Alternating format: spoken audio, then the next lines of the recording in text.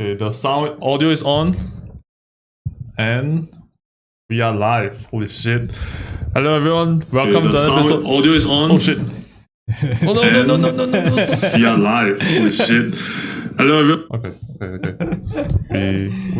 We have to wait for a while for the audio feedback to stop. That's hilarious. Okay. But at least I know the audio is working. Okay. Hello everyone, welcome to an episode of Longkang Kitties. This is Jon, your most handsome pimp man ever from the streets of Geylang in the universe. Okay, and today we have Superior Jon, our resident movie critic. Thank you. Welcoming back again. Thank you so much for joining us. Pleasure to be here. And then after that we have, of course, Jerry and Angie. Jerry, your mic is like stupendously large. I know. That's okay. The tape, we're sticking all of this with tape and goodwill and faith. Okay. This is the Longkang for you, This is guys. the Longkang, yeah. And now, of course, we can't see Jerry's face, but that's okay. I think Jerry probably prefers it that way. Yeah. Does it work? Yeah. Okay, you can sit like closer to me. Actually, yes. Okay, cool. Yeah. Okay.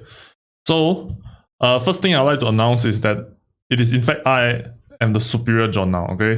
So just before it just happened. It just happened just before the stream. The original Superior Jon couldn't open his water bottle. I twisted crack that motherfucker. So I have taken claim back the. Is this how you prove your masculinity now? Like just opening a bottle. This is how they do it in Geylang. How you prove that you're a man? You open a fucking ice mountain. Tiger beer bottles. Yeah, you open it with your teeth, right? Okay. So that's news number one. News number two is we are in fact very, very close to our anniversary. Okay, we are very, very close. And to celebrate that, we actually have two announcements. So the first one is we are going to Natalie and I have came up with a quiz very similar to the one. What was it? The Valentine's Day quiz. The Valentine's Day quiz. So Natalie has already created the questions. Same thing, the winner will get a prize and the four of us will be the judge of that lah. Okay. Second thing is I'm going to give the three of you a very short quiz. Just very short. Okay. It will be to test your knowledge on the Longkang Kitties, especially you. Holy shit. Especially you two. Okay, you two. Okay. Holy shit. I forgot everything. These two. Okay. We're gonna fail the quiz. Yeah, you're gonna fail the quiz. Okay. 200% gonna. So the first question is, when is our anniversary? On which day was the Longkang Kitties first published? Oh shit. Okay, I'll give y'all like three options. Okay, was it the 7th of May, the 10th of May, or the 21st of May? 10th of May.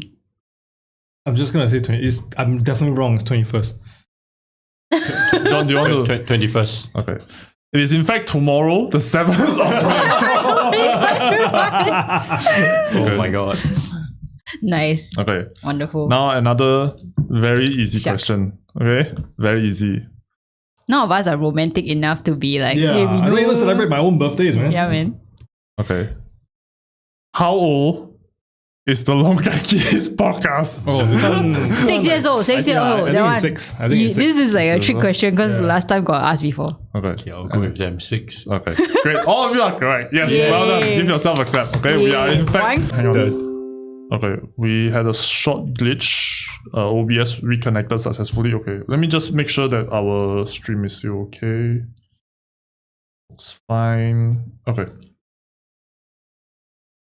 The OBS just disconnected for like a very split second, so I just wanted to make sure everything was still operational. Are you all gonna hop onto any TikTok trends? I'm not gonna fucking dance in front of a camera. Do you say that now? Dude, the fact that we have a TikTok now, it just goes to show we're boomers already. You know, right? Like I was trying to figure out this TikTok shit for like a week. So I was uploading videos slowly. Then my views were like at 0 for the longest time because I didn't know what to do with the videos. And then I was like, shit, man. Then I go and like study all the other people what they're doing. And then wow, it went insane. That's a And then there are like all kinds of stupid idiots like arguing on our Dr. Chi videos. Of Really? course. Yeah, it was insane. Like, Of don't know how, course. like 70, 80 comments or what. And it's just idiots going like, oh, he's a traitor, oh, blah, blah, blah, blah. And then like other people going like, you are a piece of shit. You know what's funny? You're saying that, TikTok is blowing up. It's like 70, 80 comments. And people are like, the fuck, 70, crazy, 80 comments? because It's not. That's for us lah.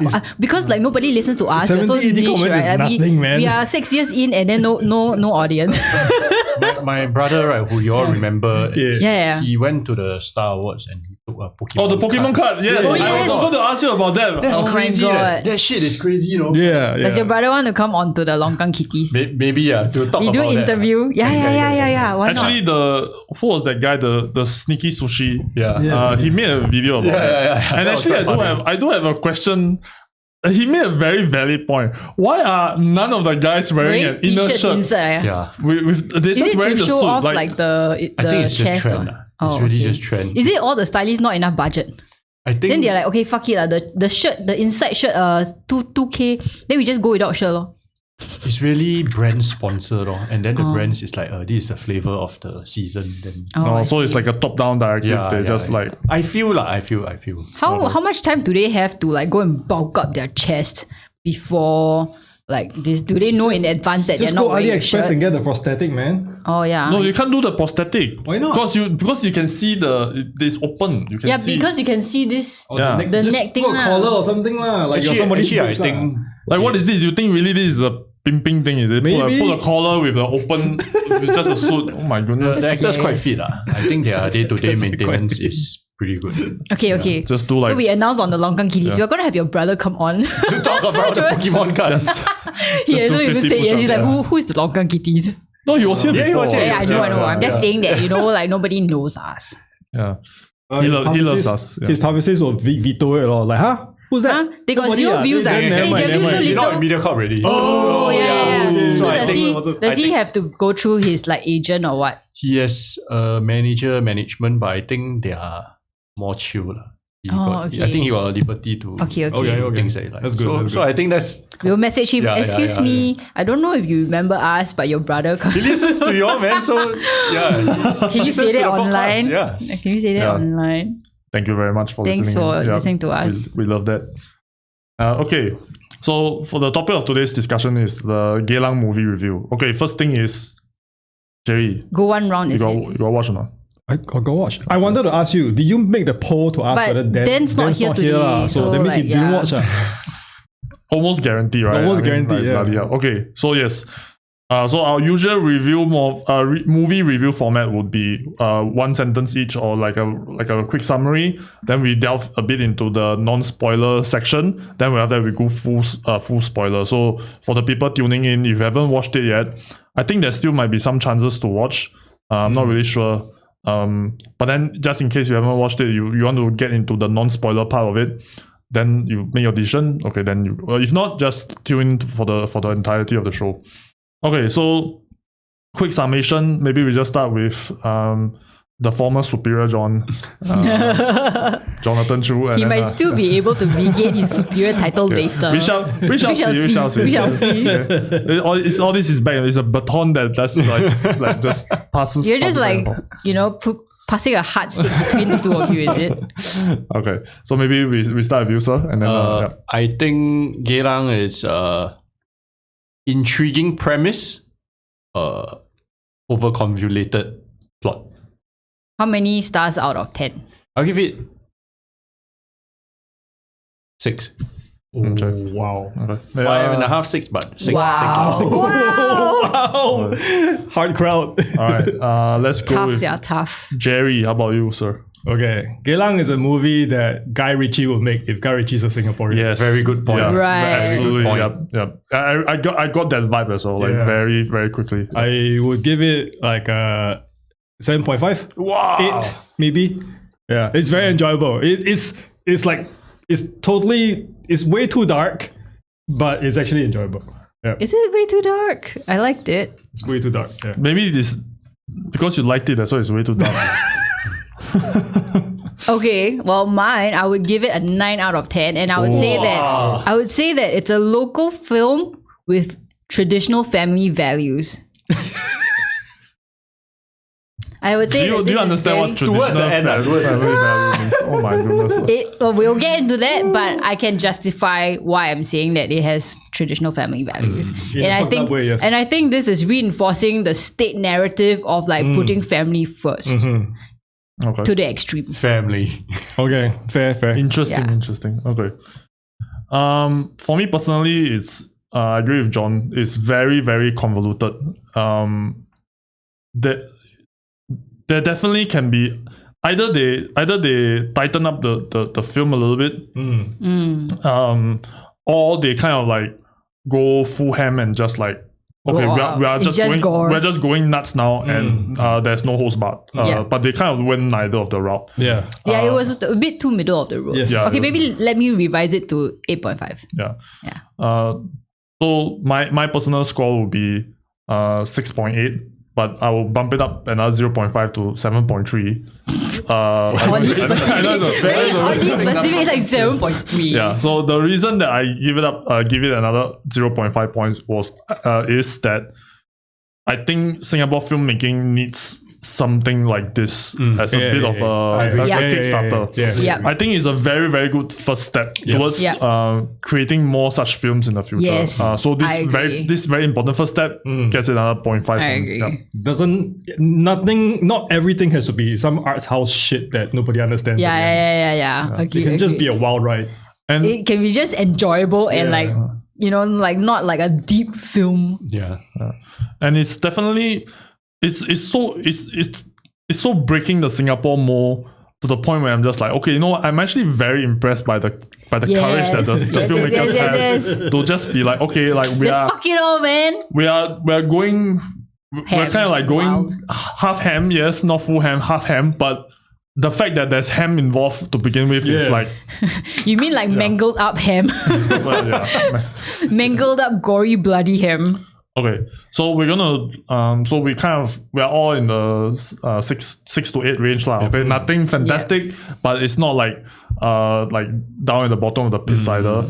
Yeah, I think part of the reason why I gave it so high is precisely because of that. Because like it's my first time seeing like a Singaporean film really go like, you know what, fuck it. I'm not trying to like tell a sob story or a deep story here, but I want to delve into Singapore culture and I want to like, showcase this aspect, this nitty gritty part of Singapore, Right. and just go all out on it. Yeah.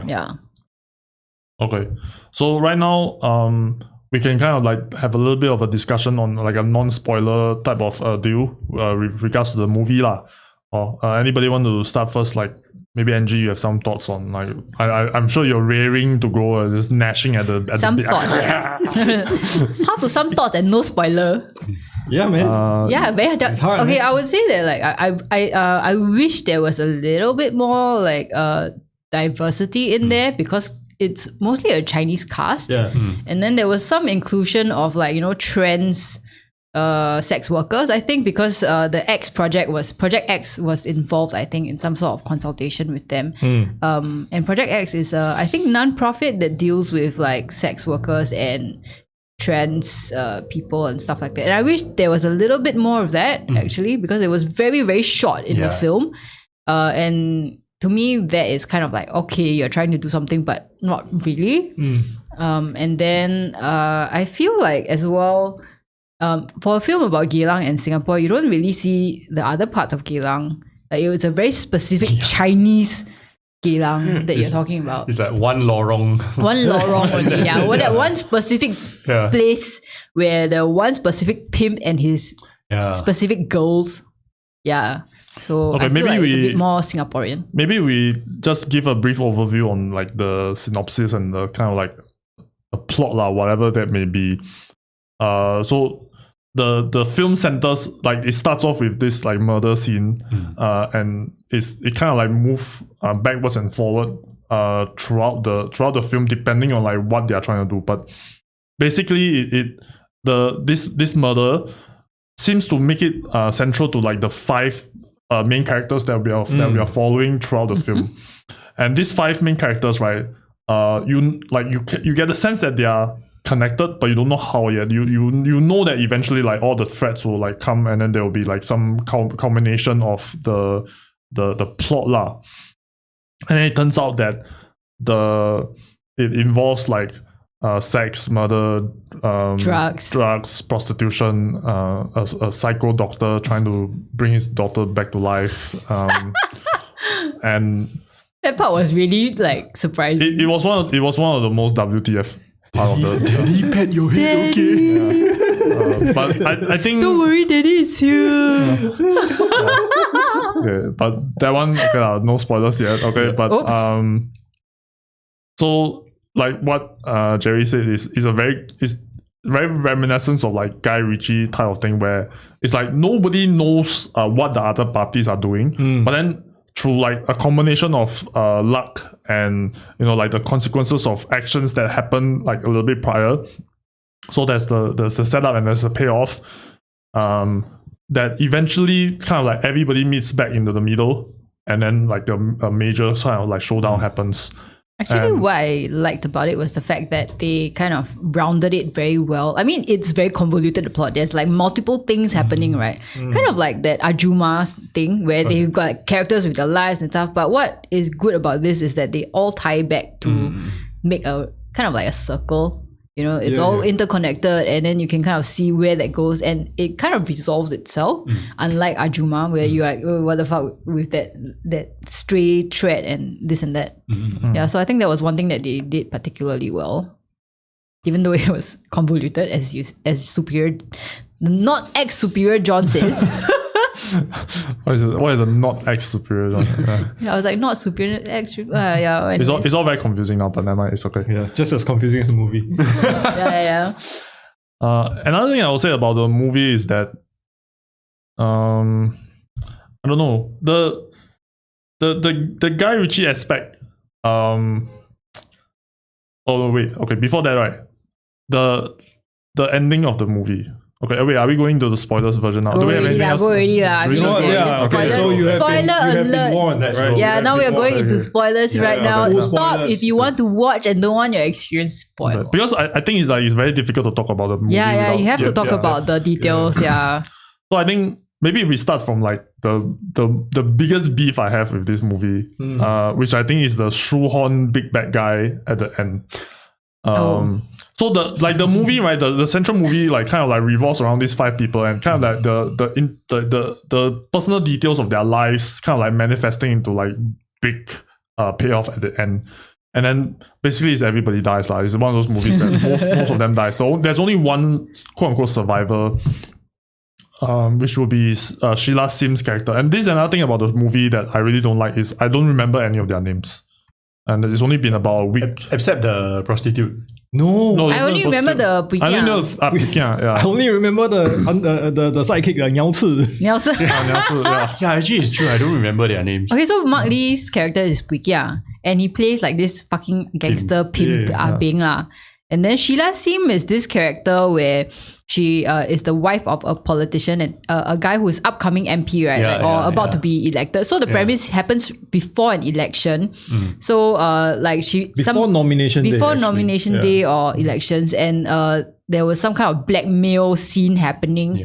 Because they got some shit on them, and they want and the Mark Lee character is threatening to expose them and ruin their chances. It's only supposed to expose the Sheila Sim's character. Yeah, but it's because she's the wife of the politician. So he was threatening her and blackmailing her, essentially. So supposedly the politician, that means the husband, doesn't supposed to be in the dark about all of this. Supposed to be. But then turns out, right, that he was the big bad guy that was pulling the strings from behind. And this was like very, very heavily insinuated in the ending of the movie. But don't forget, he's like a former police chief in the district. So he knows everything. Right. Or something like that. But he had some kind of like leverage or power he knows in that everything. place. But to me, right, that was, I think, one of the biggest failings of the movie, which is it was such a first of all, if you really think about it, right, this is like this supposed criminal mastermind or this like supposed like strategic mastermind, his plan, right, was utter dog shit. Like if you think about like from the start, if you plan something like this where you need people to accidentally murder each other for your plan to come to fruition, you are not a strategic mind. You are absolute dog shit. Wait, so you're saying that he should have like, I don't know, kind of murdered all of them? No. Like I don't know, put some hitmen on them and then kill all of them instead of waiting for them to like clumsily kill each But other. I also think that, a lot of things are accelerated because of the murders. Maybe it's like already in place, and then he's like, oh, this is the opportunity to just clear them all at once, So he just... Yeah, but he didn't really put in place any system to make sure that the people that are supposed to die dies. Yeah, that's true. But I don't think he was trying to get anybody dead though. If he were the mastermind in this scene, I think he was just like in touch, or like he's just keeping aware. I don't think he's actually like Big actively Brother. making anything happen. Yeah. He's just cleaning up so that there's nothing that will link back to Sheila, Sim, or I just find that because we don't really see his face until the end, and his voice acting is so atrocious. I take beef with that. I think no, the way that he speaks, it's like he's trying to be an MP but not an MP. Just think about the opportunities you will have. That's the thing.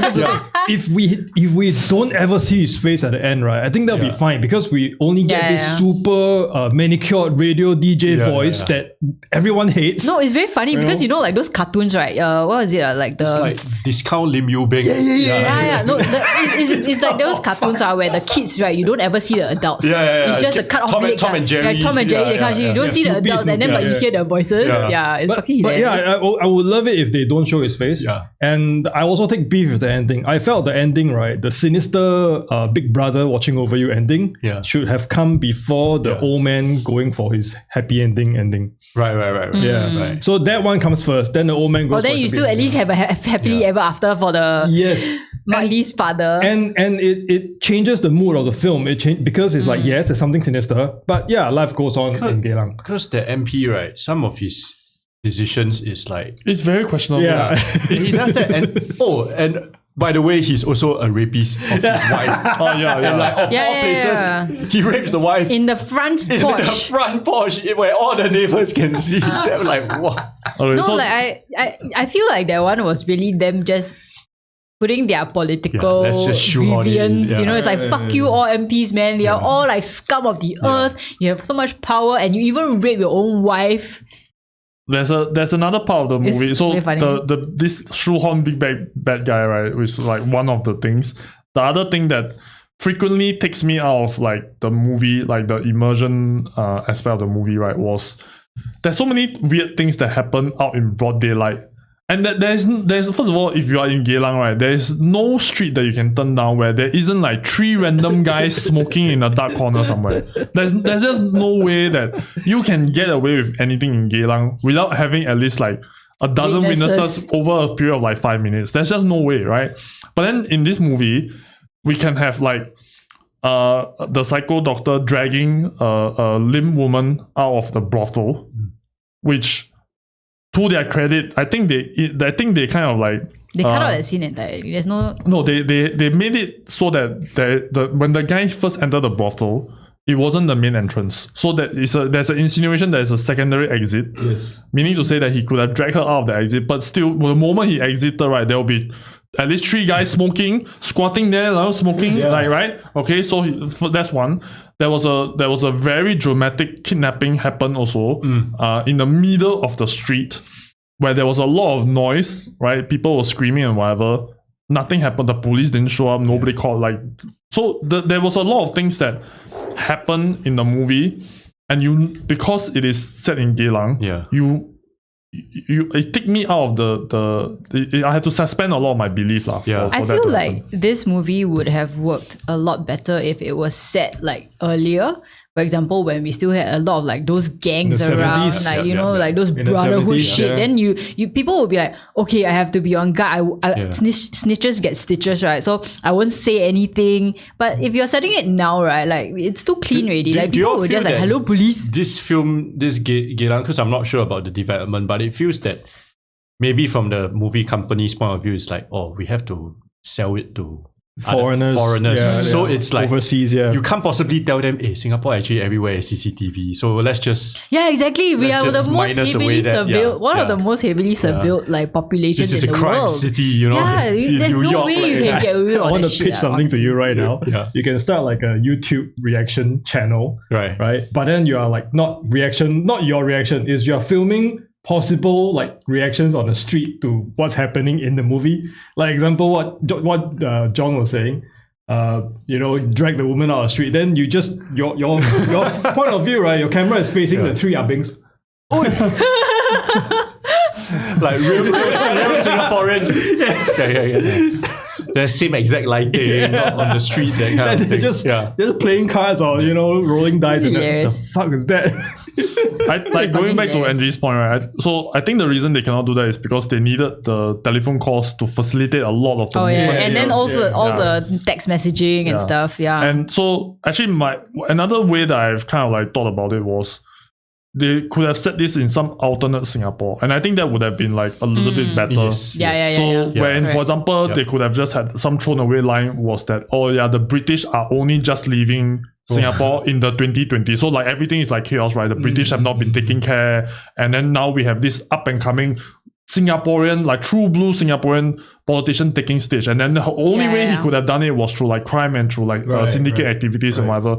Like that kind of setting. Like alternative sci-fi Singapore kind of shit. Alternate Singapore where Singapore and Malaysia is still one. That doesn't have to be sci-fi lah, but definitely some dystopian level of Singapore where it's not like the current level. There's no way that we can get away with any of the things that happen. You freaking kill a cat and then hump or you hump a cat, your neighbor's CCTV also can find it. Like how are you gonna get away with murdering a person? You can't get away with kidnapping and murder and whatever. Like there's just no way.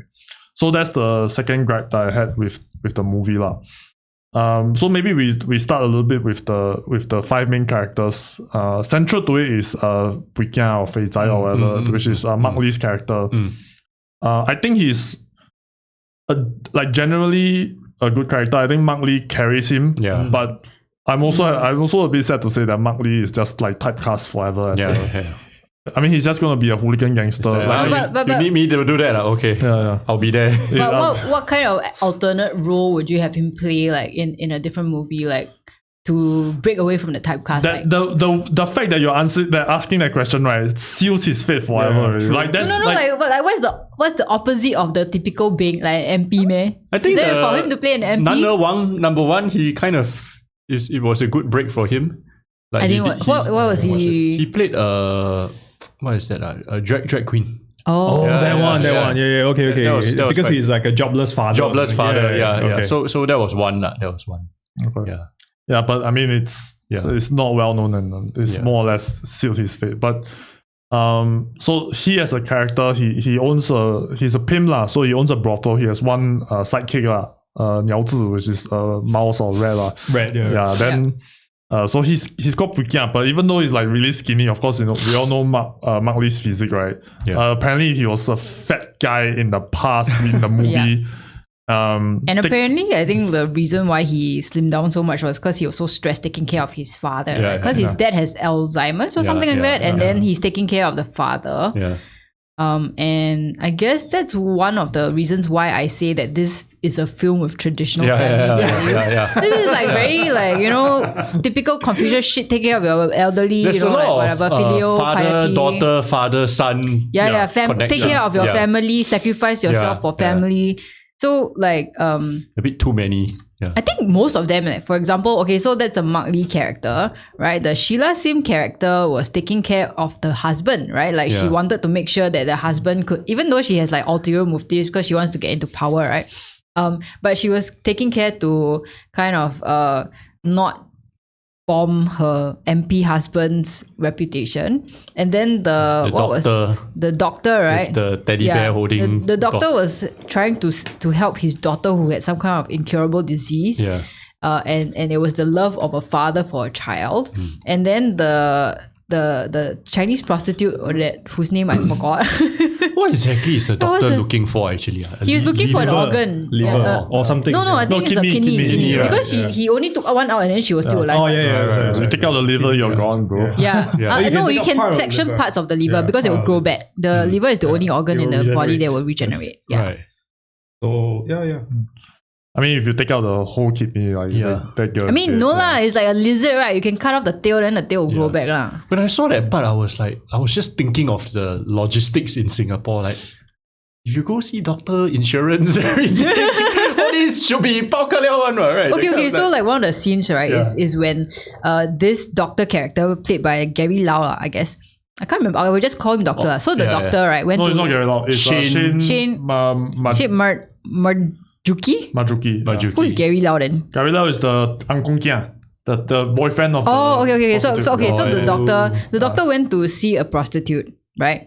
He came in to the pimp house, to the brothel, right? And he was all dodgy and like very pricey like that, like. And then so one of the 鸟吃, right, like was like, okay, this girl, I'm waiting for this particular girl. So he went into the room and then he started. And she started to seduce him or whatever.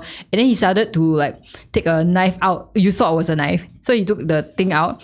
And then while she was in the midst of seducing him, he freaking like put the needle in her neck or something like that. And then she just, of course, like fell unconscious. There was a struggle. There was a struggle. actually. Which also, once again, is like all this struggle, then 鸟吃 like did nothing. Never hear anything. Playing Mobile Legends. Yeah, No, but I was like, is an average brothel so noisy that you cannot hear a woman screaming and glass breaking? Unless the room is really soundproof, lah. But I don't think most like brothels have soundproof rooms. I mean, I might be wrong because I've never been in one, but would you like to try? I'm actually just curious about that scene, right? When the doctor went in via the back door to the brothel and then asked for the girl, and then it's like, I think he's supposed to represent the invisible character. But if he's the invisible character, yet he's the doctor, everyone would have known him and seen him. yeah, lor, exactly. You know, Because then why would they? He's the Yeah. doctor of that. Yeah, exactly. Yeah, that place, you know. right? But So- okay. One possible way to be like to explain it is like doctors have needs too. Oh yeah. You know, then and wouldn't doctor, you also- and also I think if you are a pimp, right, you wouldn't be, hey doctor, you come here, because paiseh, right? Then you just pretend that you don't know the patron. Yeah. I don't know. Makes sense. If I'm a pimp, that's what I would do. Because I wouldn't want the man coming into my establishment be like, hey, oh shit, she's gonna like expose me or anything, or you recognize me. Actually, I don't know, man. Like there was this skit in on TikTok that like cracked me up so bad recently. Is this lady, right? She was playing the like both character type of skit. So she's the patient, and then after that there's the receptionist at the doctor's clinic, and then the receptionist will be like, Alice, yeah, this medicine for your UTI Oh, yes. make sure you pee before and after sex Oh, this is the medication rub on. This is for your hemorrhoid for your whatever gonorrhea.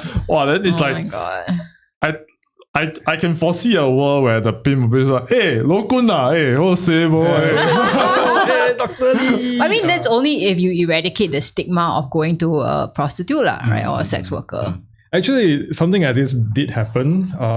From what my wife's experience was, she was in a women's clinic, right? Those neighborhood women's clinic, and the clinic is like probably run by very conservative owners, like you know, with doctors or whatever. There was another girl who was there for Plan B, Oh, okay. right? Then they just call And it then out. they just call out, and then just Wow, patient privacy and it's everything like, just gone to the drain. okay, everyone knows the boyfriend came in here last night. You know, it's like it's like, come on, man. You know, can you just be more discreet, right? You know, like there's this there are clinics where you can go for STD testing, right? And I think that should be part of your regular, health checkups if you are like sexually active. And what was really funny was that when I went there, right, like so the one in I can't remember where it was lah, but anyways it was segregated. So like the men are on the first level and then the women are on the second level. And when I walked into the clinic, right, all the men, when they met my eyes, they immediately like they just turn away, like they are like, don't look at me, I'm not here. And they were so embarrassed about getting an STD test. Actually, why are they embarrassed? Well, maybe they did bad things, so Oh. like they went to a prostitute and then or sex worker and didn't use a condom, and they're like, oh shit, maybe I got cauliflower on my pee. Okay, back to the movie. This is a sexual Always- health checkup. PSA Always use by condoms. Don't Always use go two for- condoms. Don't use 2 condoms. When you use 2 condoms, it will break because of friction. Go for your STD test regularly. Don't use Okay. 2 condoms. Brought to you by Dan Wong. Okay, back to the movie. Who's not here today? So we've gone through Fatty. We haven't talked about Sheila Sim's character, not really, right? Very complicated. Very complicated, character. yeah. Wow, she freaking... And the whole show is basically her lah. Her plot twist is like every 5 minutes. Yeah, like you don't know what the fuck was going on. 3-4 characters roll into one. Yeah. Definitely she seems to be the most over the top character, unnecessarily over the top character. Yeah. I don't feel any particular connection to her. I don't feel I'm supposed to feel bad. The movie wants me to feel bad for her, but I don't, because it is too crazy really. I don't know. What do you think about it, John? I think, first of all, I think Sheila Sim really does her best with the material. I think she's not bad. She's trying her best. She's trying her best. She really did. Wow, but if I am an actor with the role, right, I really was struggling. I'm like, so wait a minute, she's a social worker. She's connecting to the ground. At the same time, she's the wife of an MP, which is already wild, quite wild already. The realism around. Then after that, it's like she has this sexual abuse. I'm supposed to be raped. Then after that, I'm going to be like a power hungry, crazy woman. I'm lesbian also. I kind of have this lesbian thing with Shangri-La, the prostitute. Oh, Shangri-La, that's her name. Yeah. And I'm also blackmailing you all. So it's like 5 things at one. She cannot blackmail. She kena blackmail. Then in turn, when she found out that Pui Kia, who is Mark Lee, killed a man, then she blackmailed him in return. Correct. Correct. So it's like the just endless series of blackmail and backstabbing. Yeah. Just one thing, just make sure that if you want to have blackmail scenes in your film, right, make sure there's no 3 other plots going at the same time, because it's very hard to like catch. True. And this is what happened. Or if the development went from her being someone who doesn't delve into this kind of things to someone who does, it shouldn't be an overnight thing. Yeah, exactly. Because I remember this one film, I don't remember the title of the film, but it was Catherine Zeta-Jones. She plays a wife of a drug lord.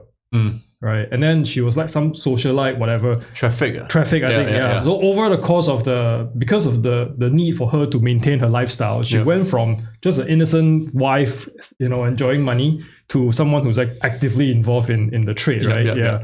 Yeah, but I think it's like one of those things where you don't feel yourself getting corrupted, you're just like living the life, and then like, okay, to maintain this lifestyle, I have to do some things. Maybe they're questionable, but well, everybody around me is doing it, so I guess it's okay to do it. Yeah, but for her, it happens in like overnight, less than 24 hours. Yeah, so it becomes like this really crazy thing. And at like 8 p.m, she's like over there giving her name cards, asking people to call. At like 10 p.m, she's involved in the blackmail.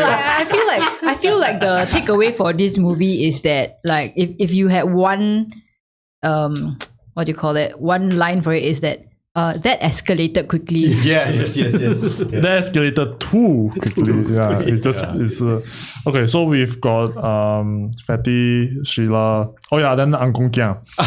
Yeah, so I think he's one of the most. I think he's one of the most sideline character lah. He's definitely is the least developed character. Right. He's quite 1B lah. He's the muscle just cycling around. Yeah, he's the hired muscle, first hired by the prostitute who they were allegedly in a relationship with. Not allegedly, I mean as in they pretended to be in a relationship with each other, but they both have intention to backstab each other, right?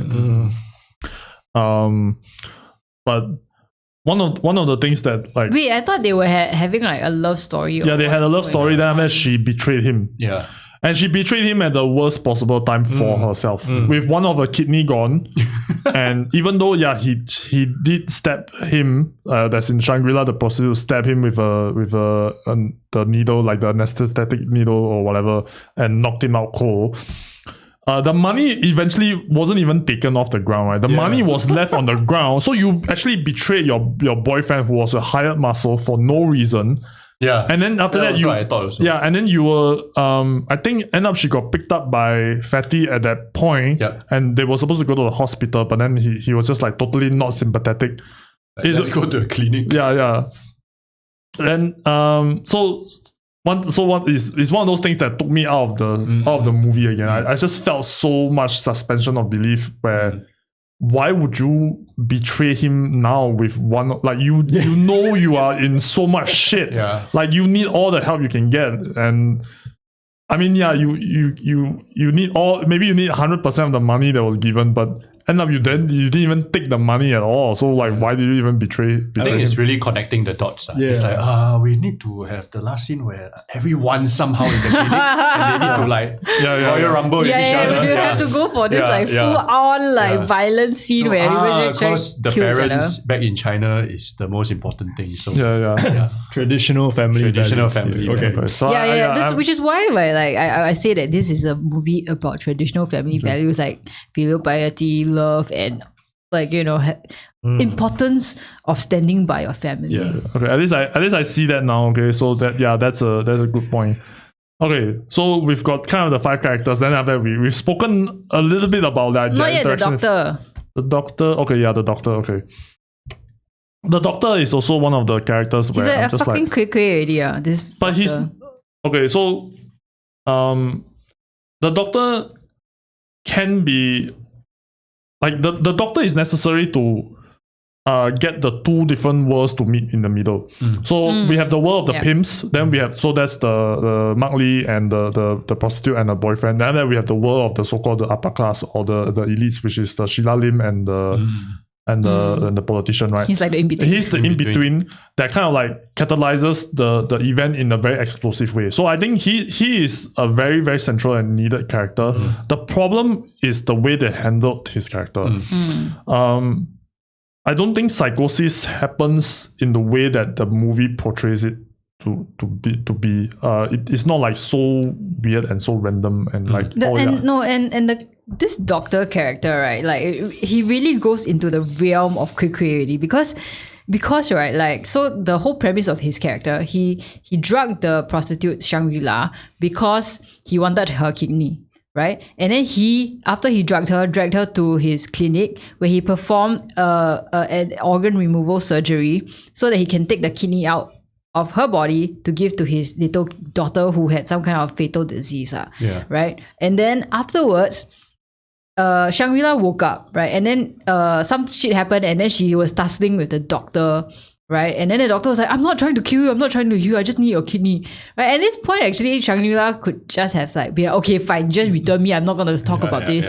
Like, you only need 1 kidney, okay? Like, you don't need to get your kidney back. So right, but because they tussled, right, then I was like, the one thing that was really funny about this movie is how much damage everybody can take and respawn and be like they go down, right? They get stabbed, they go down, and then like 5 minutes later they come up again, and then they're like, going back into like another fight, and then you're like, wow, they like fucking computer game character like that. Just, I mean like no, because they were in the clinic, so they were regenerating health.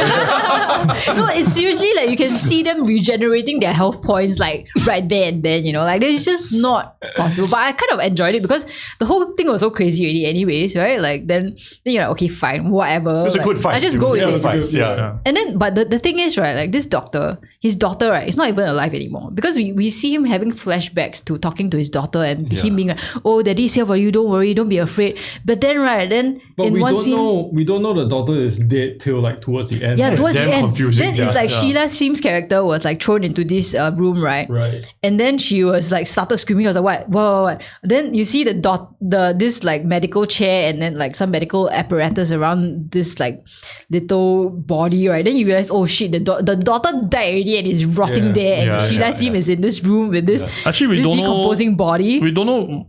Do we know that it's decomposing and it's rotting? It looked like it was decomposing because from just like how it looked like basically. They could took have me quite some time to realize, oh shit, she's actually dead, gone already. Because like, I mean, I could have envisioned a world where the movie lets her die as a result of not getting the kidney in time, or I can envision a world where she was already long dead and this doctor is just like completely psycho. But I feel like the long dead and completely psycho makes more sense because of and I base this because of Sheila Sim's reaction. Because if it just died, right, Like, why would you be scared? Correct, You'll be like, oh, there's a little girl here. But the way that she screamed, it indicates to me that, okay, you can probably see like worms and then the smell and all that kind of stuff. I don't know. Even worms or smell. It could be a desiccated corpse and it will be mummified. I mean, just some kind of indication that it's been there for a while and you know you're in a bad place. That whole thing also make the motivations of the doctor, right, a bit like you.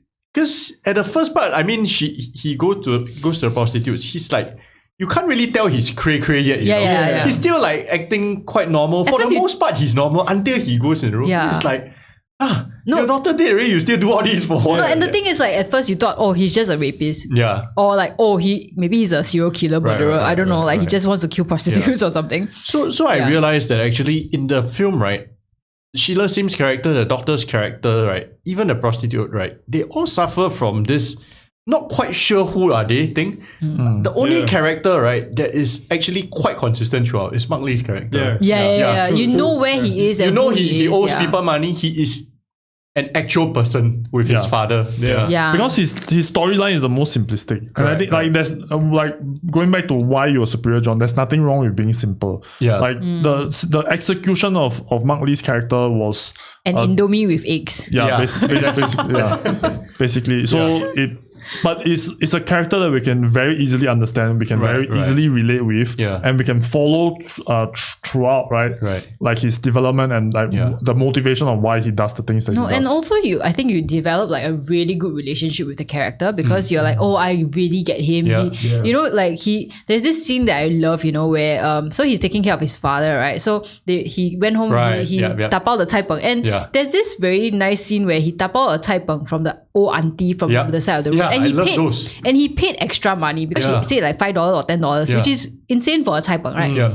I mean, not in today's economy where inflation is happening, but you know, he did that, and then you can tell that he's got a heart, right? And you see that part of Geylang as well. Exactly, that texture, that texture, and then like. Then he goes back, he puts the thing down, then he gets into an argument with his dad, right? Like about like some little things about, oh, I eat your food, I don't know what lah. Then later the debt collector came. The 16 chefs. Yeah. The 16 chef guy, right? He's the guy. It's 18 chefs. 18 chefs. Oh yeah. So then afterwards they got into a tussle because Mark Lee doesn't want to return the money to this debt collector dude. And the father comes in and like stabs the dude. I actually kind of love that scene. Yeah, I love that scene because I love that scene. No, and because the dad didn't do it because of what, he just like, you very noisy. Then you're like, Right. Then Mark Lee was like, what the fuck, dude? Actually, the whole film, right, that should be the inciting incident. Yeah, exactly. And the whole film should, to me, I think should really just be should just follow Mark Lee and the father. Because they're so iconic. Then I love it when after he shits his pants. Yes. He wear this like, I don't know, rock band shirt or something. Yeah. No, but I feel like that is so beautiful. That scene really, I loved it because Mark Lee drives this like very fancy car, right? Yep. And then the father, he shits in his pants while he's in the car. Then Mark Lee's like, "Walao eh, 冷静吵啊，对，晒什么 what? Or you lao sai." Then he drags him to a toilet where he washes him with water, and it was very funny because you can tell that he's not a guy who would do this, but he'll do it anyways because it's his dad. Then he called Niao Ci to bring like clothing. Then Niao Ci was like, then he told Niao Ci, oh, go change his clothes up. Then Niao Ci gave him the rock band t-shirt. Then he's like, you change his shirt, never change his pants up. You know, that scene is like, oh my god, this is so human and this is so slice real. Of life. Slice of life. And it's so real. And you feel a lot of love for like Mark Lee's character because he's just a correct dude. He's a flawed dude doing his best given his circumstances. It's greatly missed when you cut to other characters. It's like, oh shit. You're like, oh god, we have to deal with all these like sophistry and sophisticated like. They try to bring it in a little bit with the Shangri-La's character with, you know, okay, I'm doing all this because my dad back in China has some health issues and, you know, need the money, but it does fall a little bit short, you know, because she has a lot of things going on as well. No, her character is a very strange character, and I have to say she's very beautiful, right? Like, but the strange thing is that like, okay, is that story of the sob story sex worker. You know, she does it because her family needs money back home, and then she finds a abeng who loves her and then brings her to some hotel and say, oh, I'll bring you to Shangri-La, and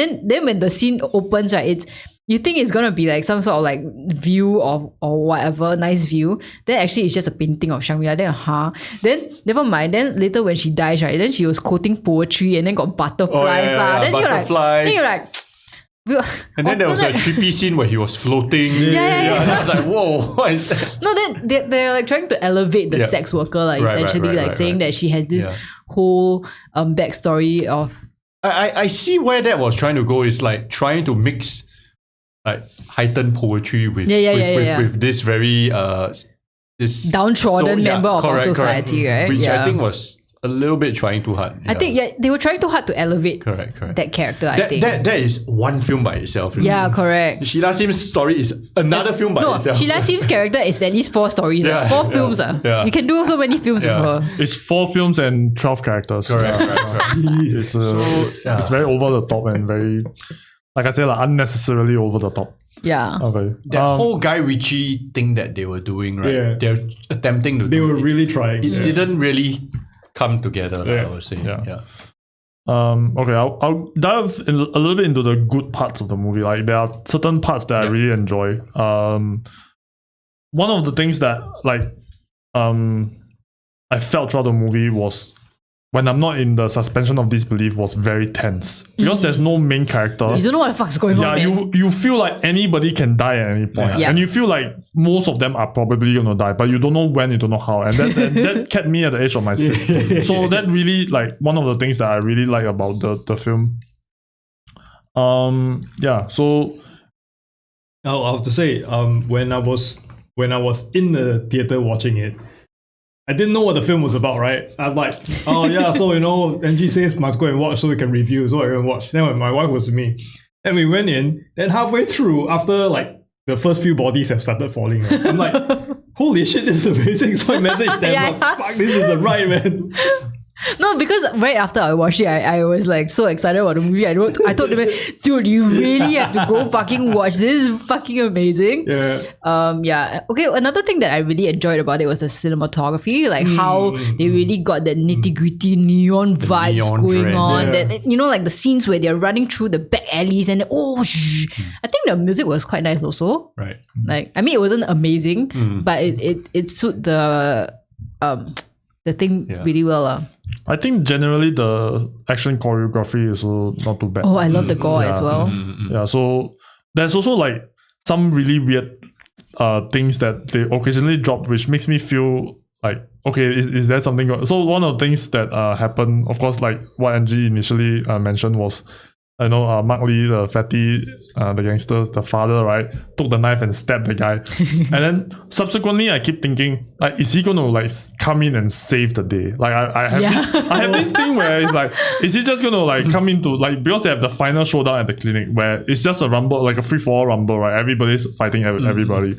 And then I just have this thing where it's just like, oh, is he going to come in and save the day? Or is he going to come in and get stabbed and all that? And then so I have this like weird looking forward expectation. Not say expectation, but I kind of like want that to happen, but it didn't. But actually I felt better that it didn't. Yeah. Because the father was in fact like a very ill character. Like he either have Alzheimer's or dementia. Like he can't remember anything. But he was so endearing though. Yeah. He was so adorable. I love it. In the end, he was just eating tau huey there. He and his tau huey, And then his happy ending. Yeah. And he doesn't even know his son is dead just a few streets away. Like it's fucking I thought sad. that was quite a good ending. It was no, I wish that Mark Lee survived. I mean, I know it makes for a better story that he didn't. But like, I really wanted him to come and get his dad and be like, let's go to Indo. We cannot stay here. We cannot stay here. We need to like get the fuck out of here. Yeah, it was very sad for me because I really like the Mark Lee character. I was telling my wife also, like, I mean, you can infer some stories about their characters, like the Bukia's father probably used to be a gang member. Yeah, of course. Right, that's the good part about it. Right, like why would someone even if you have dementia, your first instinct would not be, hey, ta silang then go and stab the guy. That's like the old school way of doing things, and he's probably like, he remembers his I'm a badass, then he go and whereas with the doctor and Sheila Sim, you see them so much, right? But you can't infer anything. Yeah. what is this script writers? Your manifestation? their lives and their motivations are very vague, even Correct, though like so much was told to you. Yeah. Because like for example, like Sheila Sim's character was like, oh, I was raped and I was so like controlled by everybody. So my husband has to get power so that I can get power. Then you're like, huh? Yeah. What? Yeah. So I can be immune to all the other people trying to control me. Then you're just like, doesn't seem very rational. Right. I mean it's all about like the so with like Sheila and whatever, it's all exposition, right? It's just to tell you, oh, I've been raped. But what happens with the Patty's dad, right? The character is that we get to know his character from the dialogue and through the action. Correct. So one of the things actually he said to Fatty also is like, even if you want to be a pimp, can you be an honorable pimp? correct. I love that. That's wonderful. Yeah, so that line, right, you can infer a lot. Like, you know that, okay, maybe he was a pimp in the past. And it kind of makes sense, right? Like, a lot of all these things is generational. And so he would, so you know that he was probably a pimp in the past. Just from that one very simple line, that from that one interaction, we don't need you to tell us that he was a pimp. We don't need a flashback to his golden heydays. We just needed that line to symbolize that, okay, like we can probably infer a lot of it. No, but and also like it explains so much as well. Like for example, right, from that one line, if you're a pimp, you have to be a. But it is that the fact that you know, right, like as a father, he probably doesn't ask a lot from Mark Lee academically, right? And then but he'll tell him you have to be a good person, which is why in his old age, Mark Lee is taking care of him so well, right? Like he's not the kind of son who will just throw his dad into like a nursing home, even though he can probably afford it because he drives like a fancy car, right? So you know, we That's can kind of good point. So you can tell like why Mark Lee has the values that he does. It's because of his father, right? He's and the way that he's brought up. he's in a trait where people always point fingers at, but at the same time he still hold on to this very integrity, right? Confucius kind of teaching. No, and you see, right, like if you think back to the whole entire movie, right, everybody except Mark Lee's character was doing some shady shit, like in circumstances when they cannot do shady shit. For example, you know, like the fact that Mark Lee was still trying to get the Shangri-La sex worker into a clinic, even though he could just completely just leave her there. You know, he still has that heart to help people, even though he himself was in already deep shit, right? Yeah, so like I think that was one of the things I kind of enjoyed about the movie, and especially like, you know, like the Sheila Sim character. They portrayed her as like a social worker who helps sex workers, but her character, to be honest, was completely shit, right? She was doing all these things for her own benefit and for her husband's benefit. So yeah. Okay, so let's talk a little bit more about the overarch. So we talk about the individual stories, right? Then there's this supposed overarching plot that really started from the very beginning, which was the scene of the dead body. So at the start, right, there's this dead body that we don't know who this character is. And then after that, it jumps to the creepy doctor who was first entering the brothel, trying to kidnap the Shangri-La's character. So the leap that we were supposed to make, that the movie is supposed to supposedly telling us, is that this fella is responsible for the first body's death, right? Like you see this creepy dude walking into the brothel and then after kidnap this person. But then later we realize, okay, the story is a little bit deeper than that. And then so ultimately what happened with this body at the site, right, was kind of like a double blackmail situation. So Mark Lee's character asked Shangri-La, or Shangri-La told Mark Lee that, oh, actually I'm involved with this this MP's wife, right? She's coming to me as a client, even though she's a social worker. Then how about this? I work with you and we get blackmail material on her. So then after that they got one person. They got another sex worker, right? The other sex worker is the one that died. They got Angkong Kia. The Angkong Kia. They got Angkong Kia to go and take the video, okay, to blackmail Sheila, the politician's wife. So this is where Mark Lee later messaged her, and then the politician's wife took the money out from the safe, gave it to Mark Lee. Then the tussle with the money, like it just changes hands several times throughout. So it goes back to the story of that first body, like why was it there? So turns out it was So that first body, right, wasn't sent by any of our main character, but was in fact sent supposedly by the husband. So the husband knew about all of this shit that was going on, including his wife having relations with a prostitute.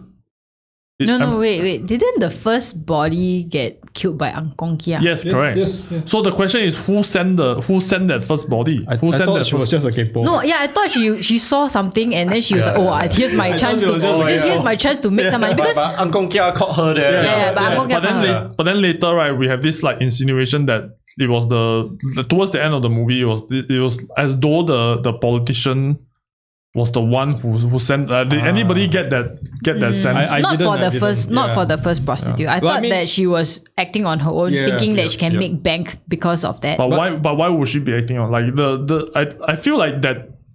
So this is why I feel like the ending of the movie kind of like disappoints me a little bit. My feeling was that this first person was sent by the politician, and I thought that was his plan to kind of like make sure like he has like a pulse on everything, and then subsequently rely on the murder of like the accidental murder of each other for him to get away clean with I feel like that doesn't make sense because like if you're a politician and your wife is like diddling another woman, why would you send somebody to take video evidence, especially when you are about to have an election, because you get one more person involved who knows about this stuff. So I would say that like that doesn't really quite make sense to me, because there's no way you can even if you're like playing fucking 4D chess, right, there's no way that you can predict that all these people are going to go nuts and then like kill each other. That was my point to begin with, which is that if this was his plan, it was one of the worst. But I don't think that like it was his plan. I don't think that he's got that kind of tentacles. But I think what they're trying to insinuate is that he's got people in Geylang who can eyes, do he's got eyes. Like I don't think he's trying to actively participate. So he got eyes with Geylang, which is eyes in Geylang, which one of them is Niao Ci, right? Yeah. Niao Ci was turned out to be in his pocket to begin with. Yeah. Which then disappointing. Which then I think the girl that was murdered was actually one of the girls of Niao Ci and Fatty, and that's why they were all in cahoots with each other. Okay. And then it was the politician that was pulling the strings to begin with, and then he wanted to get the blackmail material in his hands first. But the thing is, his car, right, is like very well known in the neighborhood because all of them know that that one, it's gonna be an MP soon, you know. So there's like a white Beamer or something, right? It's a white Beamer with a very, very unique number plate. You got by 40. Yesterday I was just like in a cab that was like 6666. Oh wow. Yeah. I went in there, I was Uncle 你的超保很好 Then so it was a car that belonging to a possible future politician, right? That's well known in the neighborhood. So my take is this prostitute, right? So isn't that the MP's car? Why is my co-worker going into that car after work hours? Yeah, actually, right. If you're an that's MP, like kepo ma. To me, it's kepo lah. But if you're an MP, right, like okay, one thing that didn't quite make sense to me is the whole idea of MPs going into these kind of sleazy bars. Because like imagine if you're a politician, right, you wouldn't want to be seen there, right? Even if even if it is your lorong, right, like it is your jurisdiction, where you're contesting, right, you wouldn't like. I mean, you might go and say hi like outside of the bar, but you wouldn't go inside, right? The bar wasn't a sleazy bar. No, the bar wasn't a sleazy. I think you mix the two scenes up because no, but like even the sleazy bar was when Sheila Lin character was defending the trans woman. Yes. Yeah, but the sleazy bar, the bar scene, right, was not a sleazy bar. It was just the four of them together at the table. They were just scoping out the politician. It was like an atas place where he was like treating the sex workers, right? Okay. It's two separate settings lah, so called. But I can see why you had that confusion because I think it was filmed in the same bar. Yeah, I was like because the bar counter looks very similar. Correct. Yeah, and it's just the only thing they kind of separated in my mind was because it's day and night. So the atas setting was like because it was in the day, like broad daylight, right? And then the trans woman getting accosted by those random bar patrons was in the night. Yep. Oh, can I just say that I appreciate the very subtle way that they put in product placement. Did they? I They didn't even did. notice. They had like they were referring to like some sex toy shops like Cherry Affair and whatever. Like Oh, really? yeah. Because the logos were there. So and then you see later in the credits like they sponsored the film. Oh, also. really? Yeah. Wow. So and because I knew these places, then I was just like, oh okay, well that's good. That's good product okay. placement, and because you don't even notice it at all. Right. Yeah, That's, and so I would say like Jack Neo should probably take some like lessons from this. I mean, Not make it like, oh, this is Nippon paint. we didn't go Our Girls Go Army 2, so Yeah. who knows? He says he improved. Because on it. if they do it Jack Neo style, right? Oh, this sex This toy. sex then-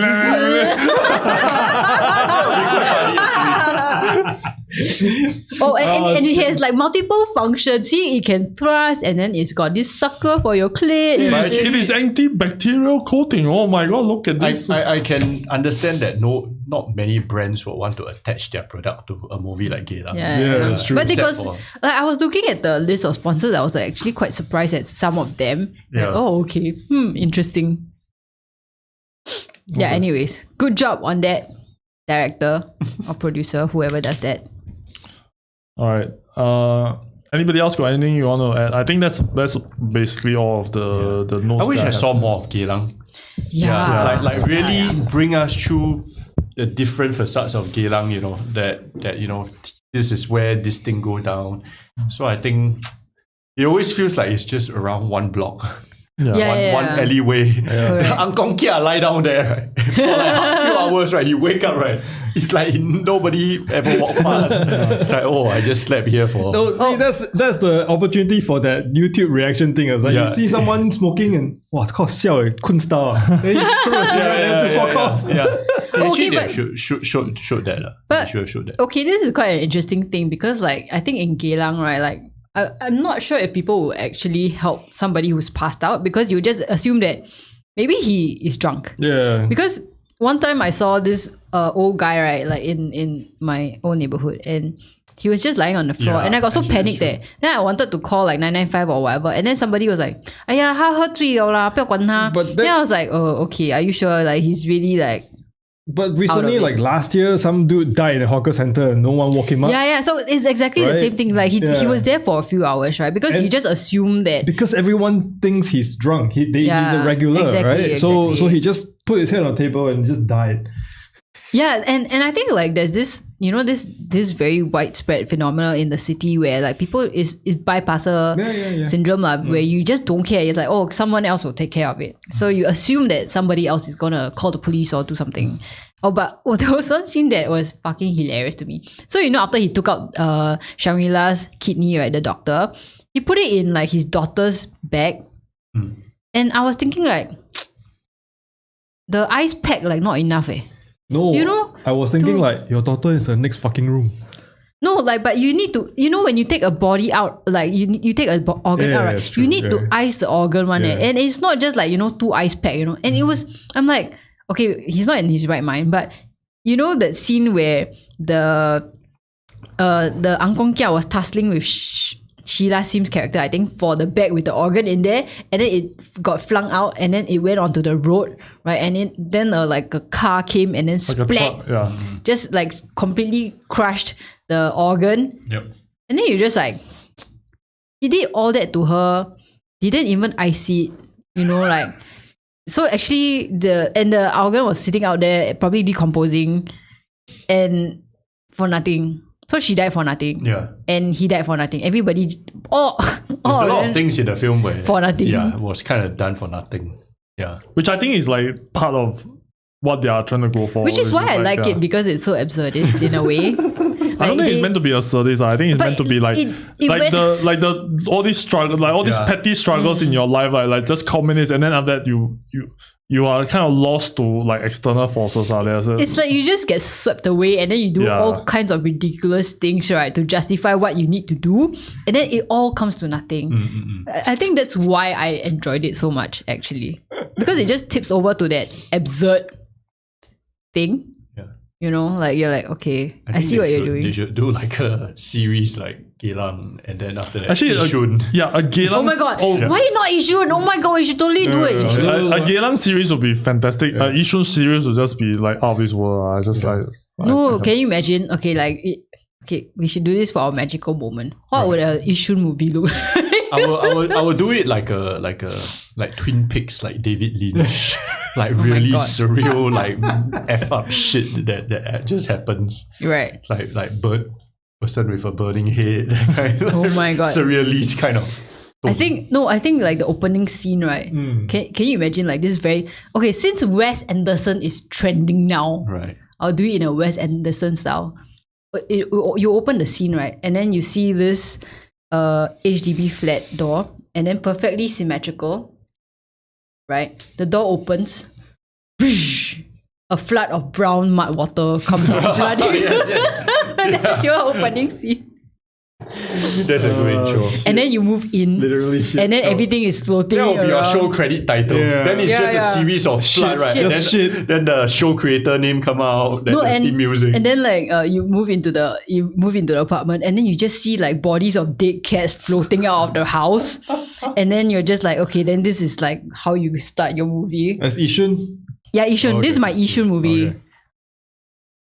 I don't know, man. I'm just saying. I just if you want to compare Yishun to Geylang, right? I just want to say, people who think Yishun is like the pits of Singapore, please, man. Nothing on Geylang, nothing on Geylang. I feel like I would really enjoy like a movie about Geylang, right? Like where we explored our gangster past. Yeah, that would have been really cool. Yeah. Actually, we don't even need the gangster part, even the gangster present. You know, with like the imported cigarettes, I mean the illegal cigarettes and But don't the you think it vaping was? and all that. Yeah. But don't you think it was cooler back in the past though, where they can just hack at each other? now, with now, firearms? now, one you probably are showing their struggles. That kind of like, actually, what are we doing? Like, Our why- poor why- gangsters can't Yeah. feed their families anymore. Yeah. I should just go and do insurance. Yeah, that man. kind of thing. Yeah. It's like the plight of the middle income gangsters. Yeah. No, actually, I don't even know how a gangster. You know, like last time in our day, right? Abangs were the M-shaped hairstyle, Yeah. and then they will dye it blonde, and then they got their sharp tooth comb in the back of their pocket, right? Then they were like this and that. Yeah. Then I'm like, what does a gangster look like now? Gangs now are so hidden. Yeah, you can't. Yeah. Maybe they look like regular hipsters. They you know. look like normal people. They are like, clamped down so much. Yeah. Yeah. Still got Rahul got Hun lah. Actually, nowadays they're all like just runners. The gang bosses already in Thailand, Indonesia, Malaysia, whatever. They are running their scam operation or their loan shark activities from overseas. Or they Then turn after- legit and open 18 I think chefs. a lot of Abangs also doing legit things. Yeah. Can you call them an abeng if they're doing legit things? Probably still And dabbling with Yeah. like 做黑 a Side. little bit on Yeah. the side, that kind. I always 有 feel 一点 like 这种偏偏的 Yeah. 东 I 西。 always feel like Yeah. Abing is a fashion statement more than anything else. Yeah, that's true. Yeah, because the some of the gangsters don't have Abing style. Right. Some gangsters are just like regular looking folks. Bookies. Yeah, bookies Yeah, or whatever. yeah. Then after that, some of the quote unquote Abings, right, are like the most nerdy and most like weak limb wrist motherfuckers you've ever seen. in your life. Yeah. So then it's like there's no like good Right. indication of what an Abing is. To me, it's just a fashion style. Nowadays, I think maybe they will just appear whenever a car accident happens. It's like, oh, hey, Or the insurance thing. Yeah. your car. I tell you what, you can come my workshop and do. They will just appear mysteriously. Oh, really? Is that what they such do? people, Yeah. Wow. Actually, I don't want to divulge too much information, but one of my relatives does that. Wow. But it's actually by right, it's all legal one. It's all above board. Right. It's just that they, so they see accident, right? Then they fucking happy. Then they will actually rush to the accident Why they site. get the They're intel? very aggressive. Yeah. So there will be people driving around. It's like So that this relative of mine, he was driving me to another place.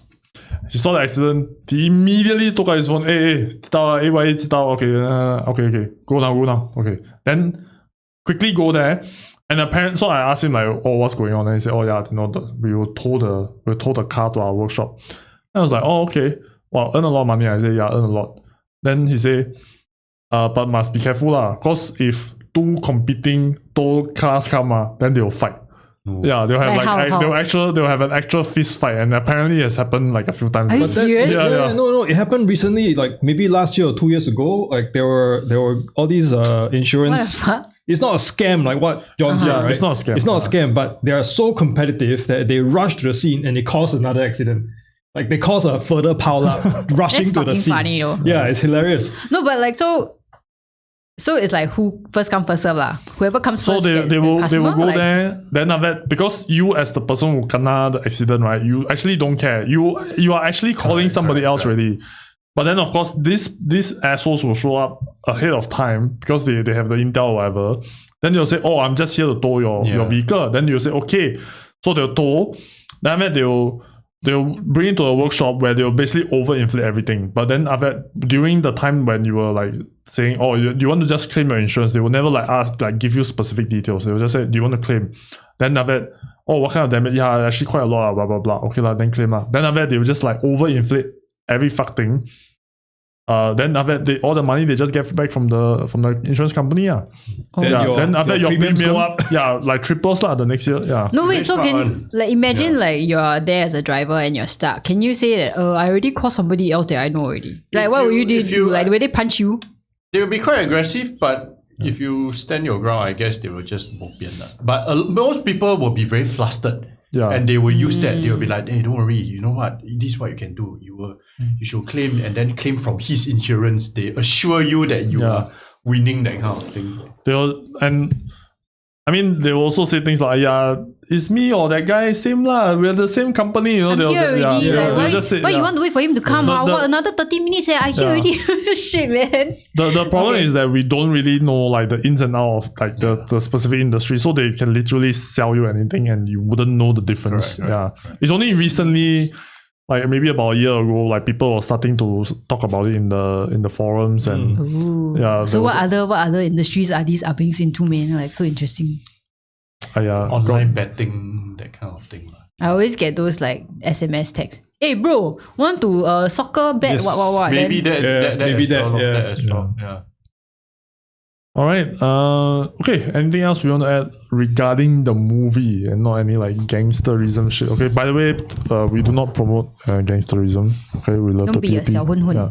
Oh, I just Be a 大混混. just now when you guys are talking about the fatty's car, right, I just thought it's hilarious. Yeah. Right. Every time he starts his car, like the whole freaking neighborhood can hear, and then there's a dead body in the trunk. Right. So I just thought that's like freaking hilarious. No, I was like Love his car. I was Yeah. just so confused because you're like, you know, like there was this scene where he was dragging out the body in the luggage, and then he was waiting like to see whether got police or no police. Then I'm just like, wait, but CCTV, Yeah. you know, and why do you care about the Suspense police? of belief. Yeah. Yeah, then you just No, the thing where I was looking at luggage, I was like, that guy is quite huge. Why a luggage looks Yeah. so small? Yeah, Yeah. That luggage So easy. not Yeah. fitting him. Yeah. Yeah, it could have been 2 luggages, man. no, and I was thinking, you know, Mark Lee was the only one who was dragging the luggage into the car. I was like, I don't think you would be able to lift Yeah, that exactly. man. It's Like, heavy. it's very heavy, Yeah, a dead and body it's is heavy. literally dead weight. You know, and I don't know. And also, if you had a car like that, right, wouldn't you baby the car more? You would use like a different car because it's not so flashy to should ferry use the ordered dead Grab. body. Yeah. Grab driver And then the Grab driver come out try to help me. Wow, 这紧张的什么来的？你们去机场啊，很重欸啊，你拿试试啊！你们搬家是不是？你在 is a dead body 啊 That would be hilarious, bro. That would be hilarious. Actually, that would be. miss opportunity. Yeah. Okay, Angie, you got anything else you want to add? Jerry? What I would add, I wish Mark Lee survived. Yeah. I was very upset. I was like, of all the characters, he had the best chance of survival because he actually knows what the fuck he's doing. Like, imagine, right? Like, it's like some pampered social worker, like MP wife, versus a doctor, versus a sex worker, versus Ah Beng who probably Yeah, gets 小混混, who gets into fights all the time. He should have, survived. I'm so upset, but you know what? I'm glad his dad got to eat tau huay and Yes. go to Happy a brothel ending. for to enjoy some new girls. I I love the way it starts off with that I guess another pimp as well, and he has this Bicycle. super bling bicycle. And then blaring music, right? Yeah. It was So hilarious. those parts I really like, Yeah. the texture of Geylang. And you saw him like once early in the movie, like riding the bike. Oh, yeah. And then the second time he's like, hey, you know the dad's name, I don't know his name. And I just love it because it's so real. Because you do see all these like very pimped out vehicles riding around. Even there's one uncle in my neighborhood, and he's got those like New Year decoration tassels, like, and so many, everything is man. decorated so nice. It's like, okay, so like I always notice like all the little kids, right? All the real Sigina, they always have this huge Bluetooth speaker. Right. It's kind of like a safety thing, you know. You hear it from far away, you siam, right? Yeah. And then the old uncles are all and aunties are all starting to adopt that now. So everyone is just blaring music when they're. No, isn't it the other way around? Like those old uncles and aunties have been doing it for years. They always like blast those speakers. I don't know. I guess Then the Xiao Hun Hun on their little bicycles and both ways. Yeah, but it's hilarious. Everyone is doing it now, man. The final thing I like to say is I really love the use of Hokkien in the movie. Oh Yeah. yes. I cannot remember like a lot of the things, but as I hear it, right, and then I feel like the translation does no good, like it doesn't do it any justice. Doesn't do any justice. Yeah, they will be like "ai qi ai pi ai leng liao li lai," you know the Yeah. like those type of the wordplay that they use with Hokkien, right? Like you So cannot readily translate one, and It's music to ears. it's very and- musical And it is so funny because it's very uncouth. Yes. You know, it's like it just fits in with that like, you know, pimp, sex worker kind of shit. And then it's those things that those like disgusting old uncles who drink at the beer Mark Lee and kopitiams Hokkien, will right? say. Yeah, it's like a beautiful marriage. Yeah. I remember the Chef's kiss. that scene where he walks into the front door, right? Then the father say, "Hey, don't block my view," right? Then he's like, Exactly. No, but it's so real, you know, and I think that's what I really, really love about this movie, especially when Mark Lee gets angry and then he starts like cursing vulgarities in Hokkien. Going back to the point just now about Mark Lee being typecast, I don't think there's anything wrong. I mean, Samuel L. Jackson has been typecast, and you know he always ends his sentence with motherfucker. So I don't think there's anything wrong with Mark Lee being typecast. To be honest, They do it very well. yeah, if you do it well, I don't think it's a problem. Well, it depends on whether Mark Lee feels like he's typecast. Does he want to play of course, other characters, I guess, or what? I don't know. I mean, Samuel L. Jackson has not played a drag queen, so I would like will to. watch that. right. I don't know. I feel like I would like to see Mark Lee But he try. split Mace Windu.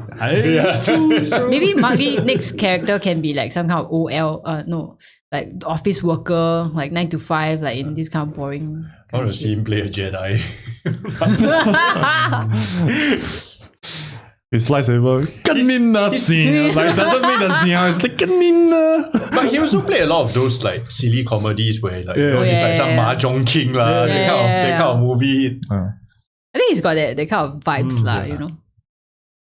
Okay, if that's all, John, you got anything else you wanna like our last thing? I have a friend who I watched with. Then before I came to the show, I asked him, "Do you have any grievances you want to air?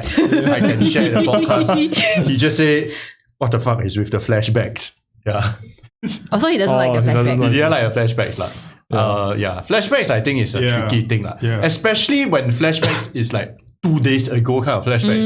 Wow, it's very too- complicated. Yeah. No, it gets very confusing. Yeah, It's like yeah. 5 days ago, 4 Correct, days correct. ago. Fucking, can you just tell it in chronological order? I had quite a problem trying to figure out also. It was a bit confusing, honestly, watching the They're film. trying to do way too many cinematic techniques Right, in one right. movie. I think if they really stuck to that Guy Ritchie formula, I think it would be a lot better without the flashbacks. Yeah, I agree.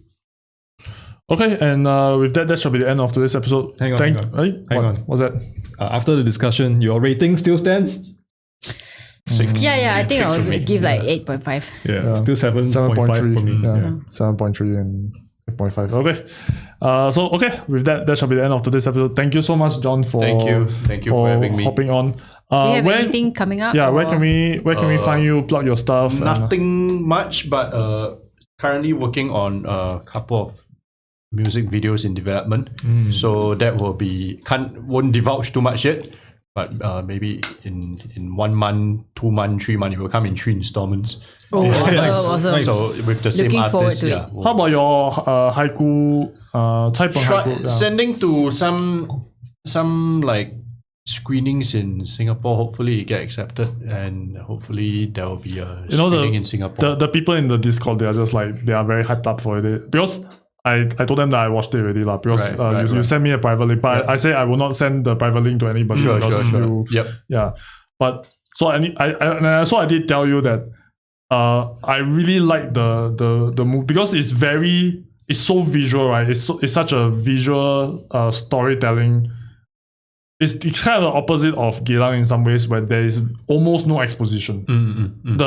Everything that you need to understand is either through the action of the characters or through the reaction of the people. Right. Like, you know, he will say something that everyone's just like, what? And you can feel the tension. You can, like, a lot of it is so visual, and I fucking love it.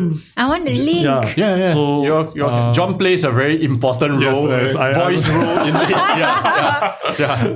Awesome. I still love my voice. Okay, please send me the link. Yeah, but then so that link, you still want to keep it private, or do you want to, or is it? I think only for Longkang Kitties. only for you all. For us. Okay. Yeah. Quite hard to share. Very sorry to the Discord. You guys got to wait a little while longer. Okay. But if there's a screening in Singapore soon, we'll definitely share the details. Yeah. Let us know. We'll share it for you as well. And we'll for you. Yeah. Do you have like a social media page for your directorial work? I have a Vimeo page, so I will send that to you. Cool. We'll put it in our links. Sure. All right. Cool. Once again, thank you so much for your time. Thank you. Wait, did Superior Jon get back his superior title? Yeah, I don't know. I'll leave it to the audience. Let them go and decide. Okay. Leave a link down if I'm still Superior Jon or if he's still Superior Jon.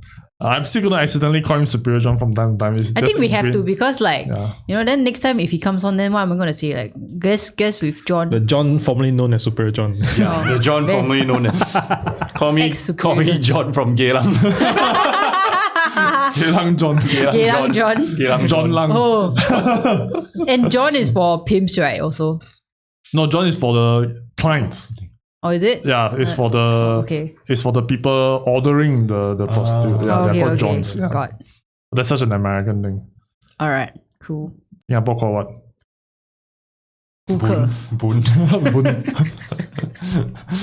Okay, with that shall be the end of today's episode. Thank you very much for tuning in. Please like, share, comment, subscribe. This episode will be out in our Spotify maybe in about 2 or 3 weeks time. And then after that, let us know if you want to join the Discord. Okay, it's very fun. There's voice chat. Sometimes Dan and I will play games. Sometimes Jerry will hop on. Occasionally Angie will hop on and also like give us a piece of a mind. If you want a link to the Discord, just find us on our social media and just message us privately, and we will get you the link. Also, we are on TikTok right now, so please go and join us. All right, and please go and join the comment war, because it's very fun for me to watch. Yeah, join the comment war and just throw gasoline into the mix. We don't care what you say, so long as it's like within the confine of the law. Don't break the law saying dumb shit, but throw gasoline. We want just more burn flames. all that shit down. We want more fire. All right. We are not those nicey pants, whatever. We just want a positive word. Now, fuck that shit. Okay. Give us gasoline, and we shall see you next time. Goodbye. Bye.